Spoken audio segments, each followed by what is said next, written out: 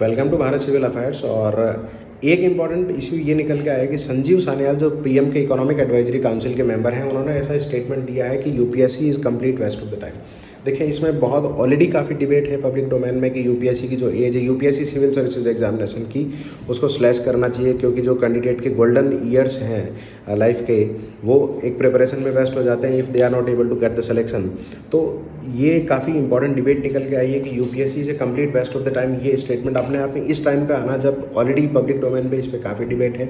तो आप लोग इसके बारे में क्या सोचते हैं कि यूपीएससी रियल में वेस्ट ऑफ द टाइम है? उन्होंने ऐसा बोला कि एआई ड्रिवन एज में यूपीएससी लाइक एग्ज़ाम के लिए, सिविल सर्विसेज एग्जामिनेशन के लिए इतना टाइम डिवोट करना और इतने टाइम में उसमें और फिर फेल्योर हो जाना जिसमें सक्सेस रेट बहुत कम है, तो ये अपने आप में एक बहुत बड़ा ट्रेंड निकल के आया है। तो आप लोग इसके बारे में क्या सोचते हैं? देखें, एक एग्ज़ाम जो कैंडिडेट को मेक और ब्रेक कर सकता है, एक इतना हाईएस्ट पोजीशन पे just by cracking one exam पहुंचा सकता है, तो इसके बारे में दोनों ही ओपिनियन है कि या is it definitely worth it.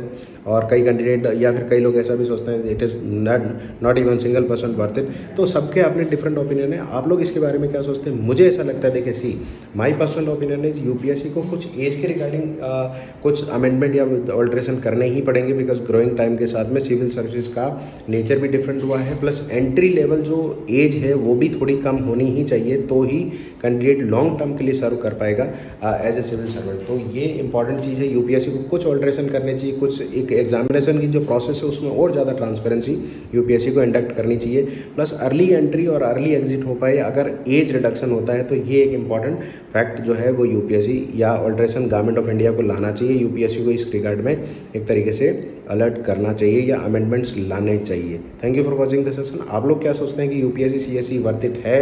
Government को क्या चेंजेस लाने चाहिए या इंट्रोड्यूस करने चाहिए? Do comment it and thank you for watching this session. Do subscribe Bharat civil affairs.